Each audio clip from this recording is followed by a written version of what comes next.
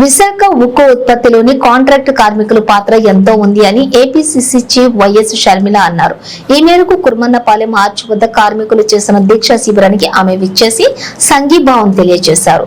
ఈ సందర్భంగా వైఎస్ షర్మిల మాట్లాడుతూ కనీసం సమాచారం ఇవ్వకుండా 4,000 మంది కార్మికులను తొలగించడం అన్యాయమన్నారు.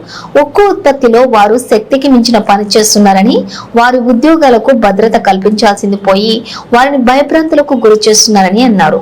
వర్కింగ్ క్యాపిటల్, రా మెటీరియల్ ఇవ్వకుండా విశాఖ ఉక్కుకు తీరని అన్యాయం చేస్తున్నారని, తొలగించినటువంటి కాంట్రాక్ట్ కార్మికులను వెంటనే వెనక్కి తీసుకోకపోతే నిరసన చేపడతాను అని హెచ్చరించారు.